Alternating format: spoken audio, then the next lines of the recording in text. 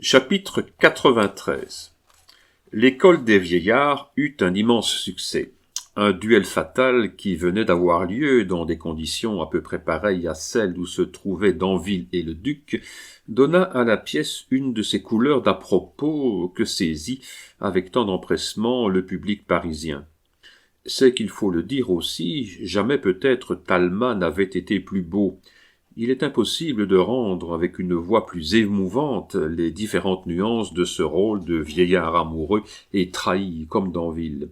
Ah, l'admirable instrument que la voix chez un acteur qui sait s'en servir.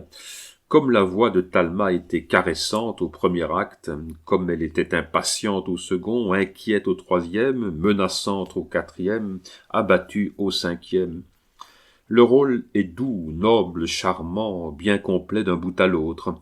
Comme ce cœur de vieillard aime bien à la fois Hortense en père et en amant, comme tout en plaignant la femme qui se laisse prendre, folle alouette, au miroir de la jeunesse et au ramage de la coquetterie, il dédaigne cet homme qui plaît, on ne sait pourquoi, hélas, parce que dans le cœur de toute jeune fille, il y a un côté vulnérable et ouvert aux vulgaires amours.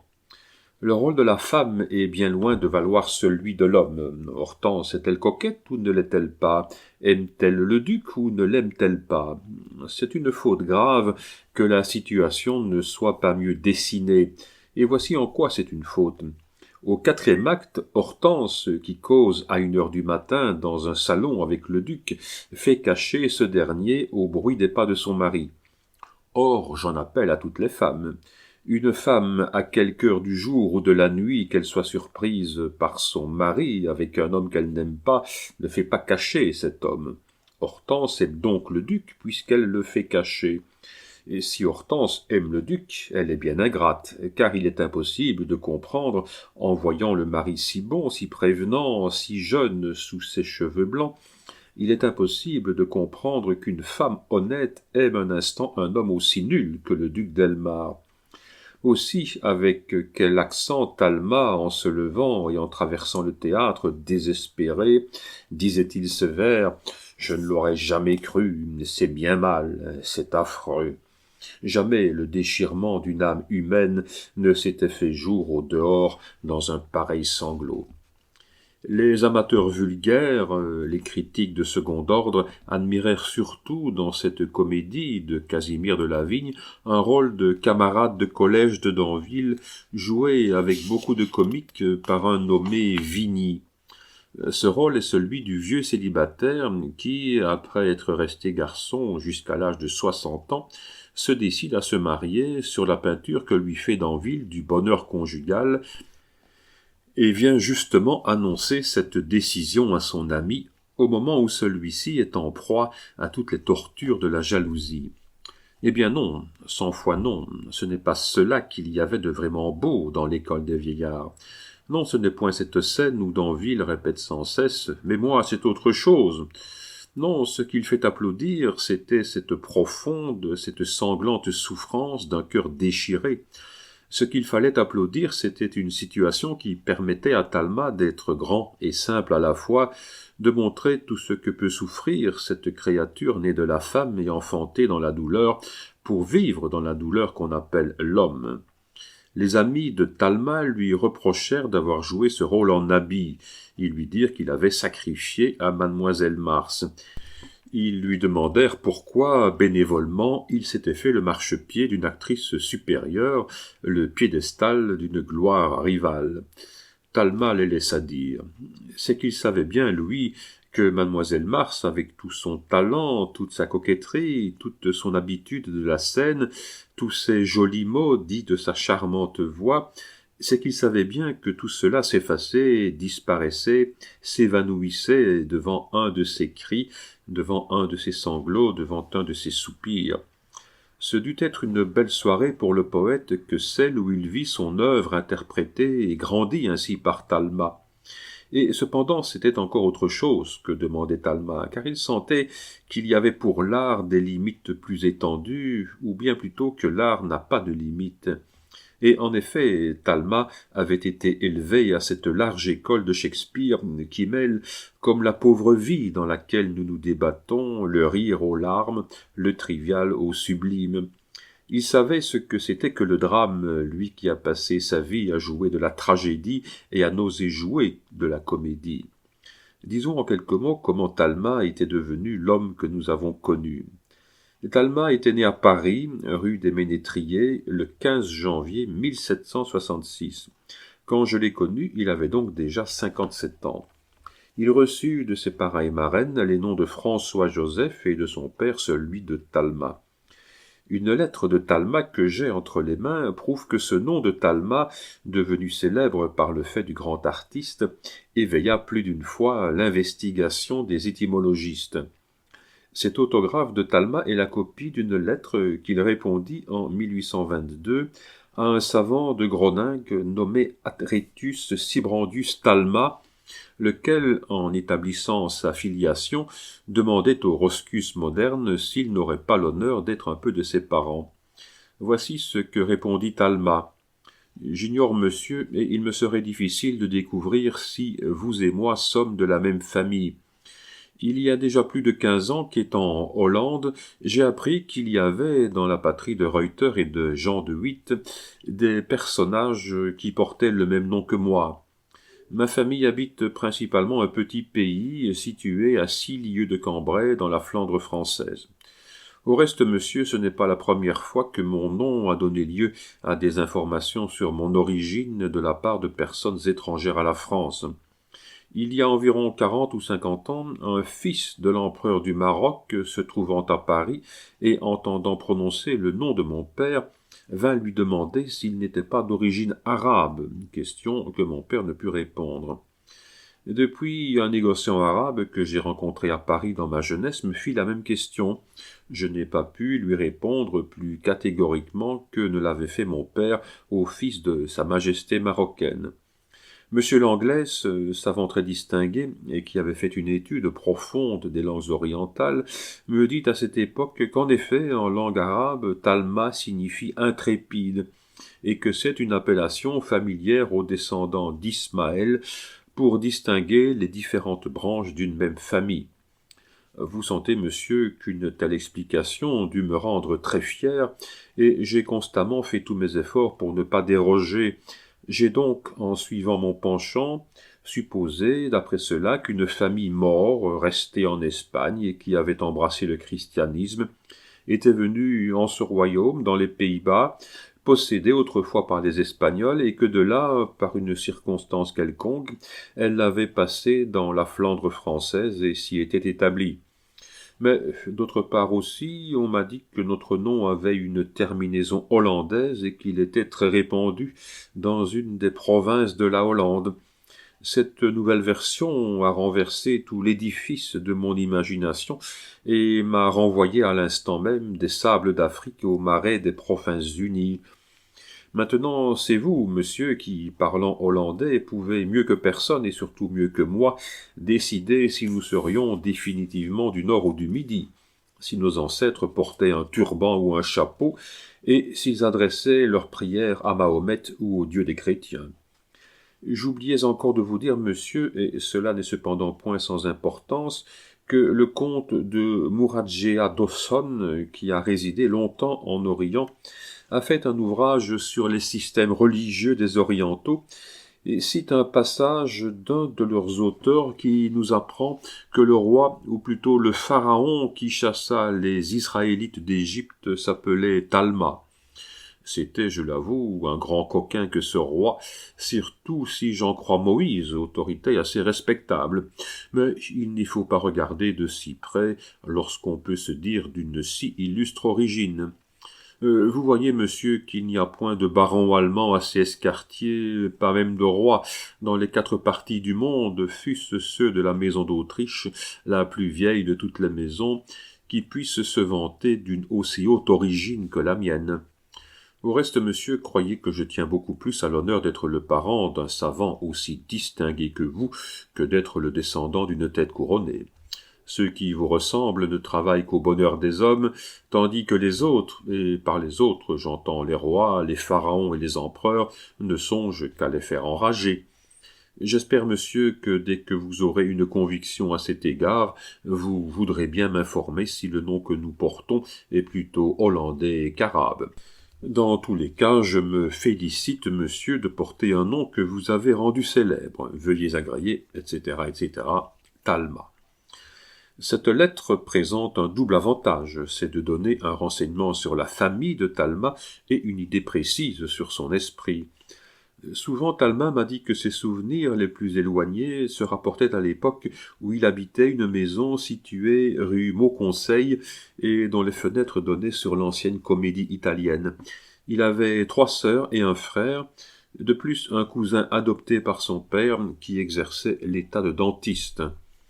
Un jour, Lord Harcourt se présente chez le père de Talma, se fait arracher une dent dont il souffrait, et il est si content de la manière dont se faisait l'opération qu'il tourmente le père de Talma pour aller habiter Londres, où il lui promet la clientèle de toute l'aristocratie.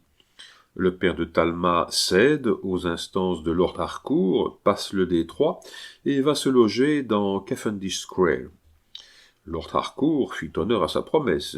Il achalanda richement le dentiste français, qui devint bientôt le dentiste à la mode, et qui compta le prince de Galles, depuis l'élégant George IV, au nombre de ses clients. Toute la famille avait suivi son chef, mais tenant l'éducation française pour la meilleure de toutes, le père de Talma renvoya son fils à Paris dans le courant de l'année 1775. Celui-ci avait 9 ans, et grâce aux 3 ans passés en Angleterre, à cet âge où tout est facile comme langue, il parlait, en arrivant à Paris, l'anglais aussi bien que le français. Son père avait fait choix pour lui de l'institution Verdier.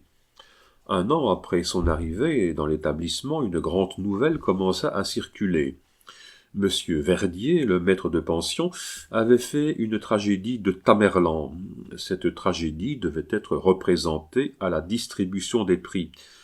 Talma avait 10 ans à peine à cette époque. Il était donc probable que non seulement il ne jouerait pas un des rôles principaux, mais encore qu'il ne jouerait pas du tout. Il se trompait, monsieur Verdier lui distribua un rôle de confident.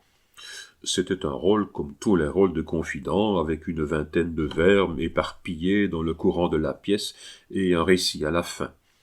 Le récit du dit confident roulait sur la mort de son ami, condamné, comme Titus, par un père inexorable. Le commencement du récit alla à merveille. Le milieu se soutint, mais à la fin, l'émotion qu'éprouva l'enfant fut si violente qu'il éclata en sanglots et s'évanouit. Pendant cet évanouissement, le destin avait écrit sur son livre « Enfant, tu seras artiste ». 10 ans après, c'est-à-dire le 21 novembre 1787, Talma débutait au Théâtre Français par le rôle de Séide.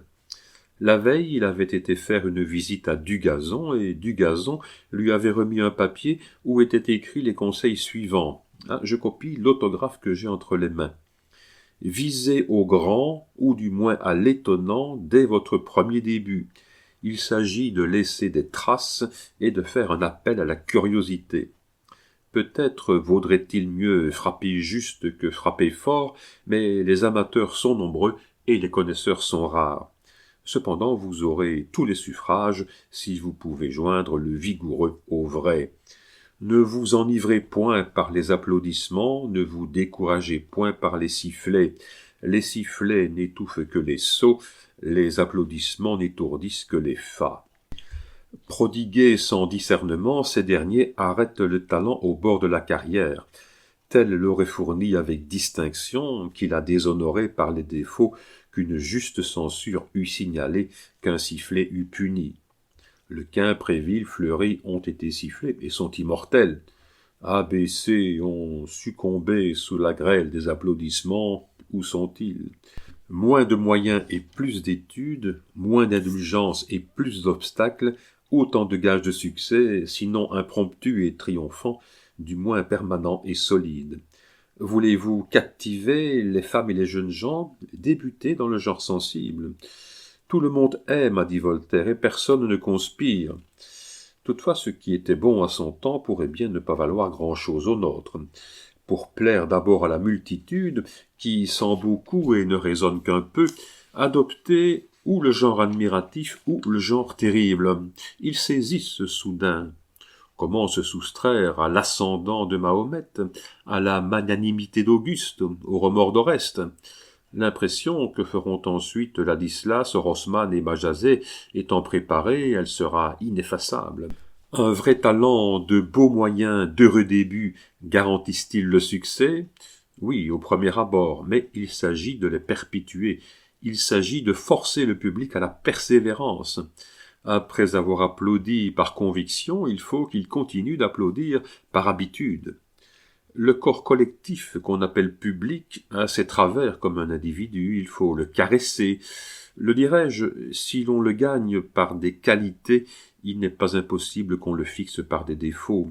Ayez-en donc. Pourtant, vous comprenez qu'ils doivent sympathiser avec ceux de vos juges.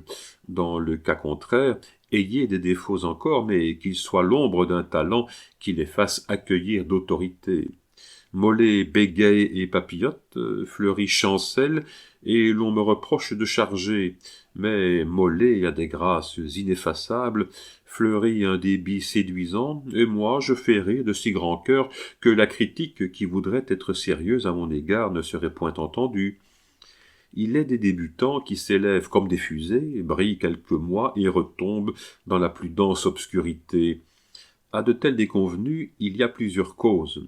C'étaient des talents factices ou sans portée ou sans maturité. Quelques exhibitions, pour parler à l'anglaise, les ont usés, un effort ou deux les épuise.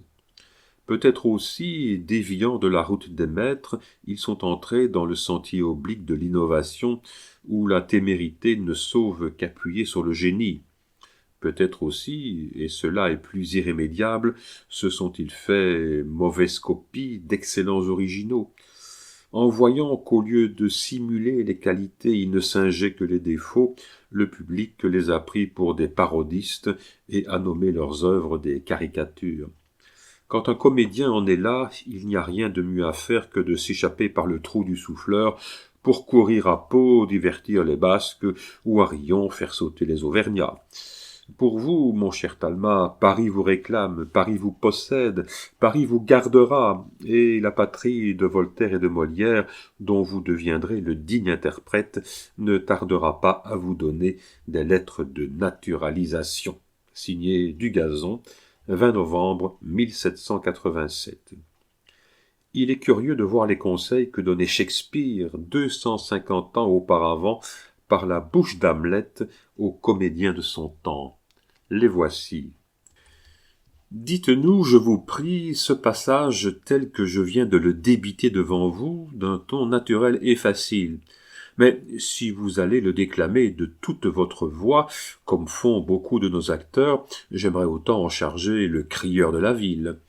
Ne fendez pas trop l'air avec vos bras, mais que tous vos gestes soient mesurés, car même dans le torrent, dans la tempête, et si je puis le dire, dans le tourbillon de la passion, vous devez concevoir et observer une modération qui lui donne de la grâce. Oh, je me sens blessé au fond de l'âme quand j'entends un acteur stupide, un lourdeau, déchirer une passion en lambeaux, la réduire à des haillons et écorcher les oreilles des nobles habitués du parterre où, la plupart du temps, on ne comprend que d'incompréhensibles pantomimes et un grand bruit. Je voudrais voir fouetter en place publique un tel extravagant qui tranche ainsi du matamor et fait d'Hérode plus qu'Hérode lui-même. C'est ce qu'il faut éviter. D'un autre côté, que votre jeu ne soit pas trop calme, que votre propre discernement vous serve de guide, que l'action soit d'accord avec la parole et la parole avec l'action, ayant toujours soin de ne jamais dépasser les bornes du naturel.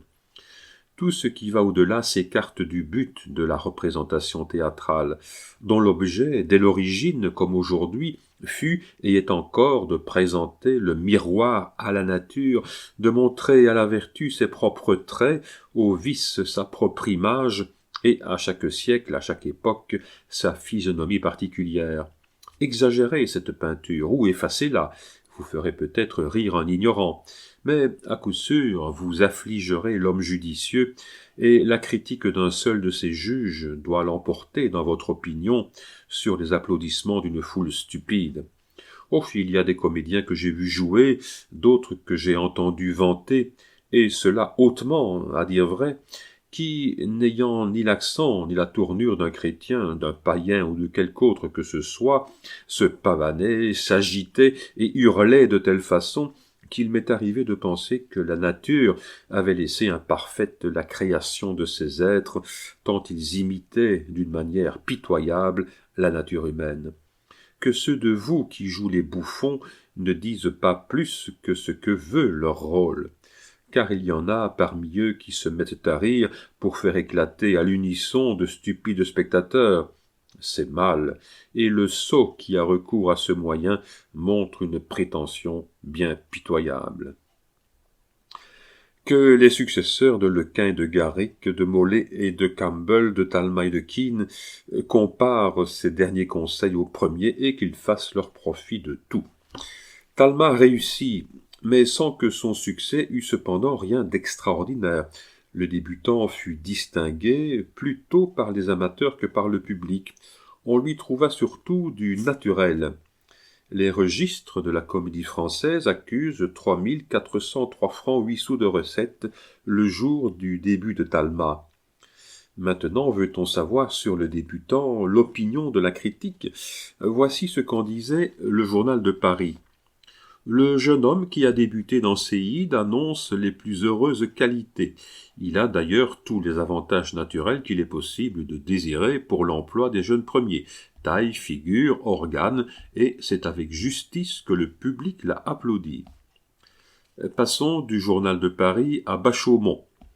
Le débutant joint au don naturel une figure agréable, une voix sonore et sensible, une prononciation pure et distincte. Il sent et fait sentir l'harmonie des vers. Son maintien est simple, ses mouvements sont naturels, surtout il est toujours de bon goût et n'a aucune manière. Il n'imite aucun acteur et joue d'après son sentiment et ses moyens. 2 mois après, le Mercure disait à propos de la reprise de l'Hamlet de Ducis « Nous parlerons bientôt d'un jeune acteur qui fixe l'attention des amateurs de spectacle, M. Talma, mais nous attendrons qu'il ait joué des rôles plus importants, il est goûté dans la tragédie. » Il y a loin, on en conviendra, de ces sobres éloges aux fanfares qui ont accueilli l'apparition de Mademoiselle Rachel. Et c'est tout simple, Mademoiselle Rachel était une espèce d'étoile fixe que l'on découvrait en plein ciel, où elle devait demeurer brillante mais immobile. Talma, au contraire, était un astre destiné à éclairer toute une période, à décrire cette courbe gigantesque qui sépare un horizon d'un autre horizon, à avoir son lever, son zénith, son coucher pareil à ceux des soleils doux, plus flamboyants, plus magnifiques, plus splendides à leur couchant qu'ils ne l'ont été à leur midi. Et en fait, quel progrès de Séide à Charles IX, de Charles IX à Falkland, de Falkland à Pinto, de Pinto à Leicester, de Leicester à Danville et de Danville à Charles VI. Mais, au milieu de cette brillante carrière, Talma fut poursuivi d'un éternel regret, celui de ne pas voir apparaître le drame moderne. Plus d'une fois, je lui parlais de mes espérances. « Hâtez-vous, me disait-il, et tâchez d'arriver de mon temps. » Au reste, j'avais vu jouer à Talma ce que bien peu de personnes, à part celles de son intimité, lui ont vu jouer. Le misanthrope, que jamais il n'a osé aborder au théâtre français, quel qu'en fût son désir. Une partie d'Hamlet en anglais et particulièrement le monologue. Enfin, des scènes bouffonnes improvisées à la Saint-Antoine pour la fête de Monsieur Arnaud. C'est que l'art était l'unique soin, la seule pensée, toute la vie de Talma. Sans être homme d'esprit, Talma avait une grande conscience, une vaste instruction relative, un sens profond. Lorsqu'il était sur le point de créer un rôle, aucune recherche, soit historique, soit archéologique, ne lui coûtait.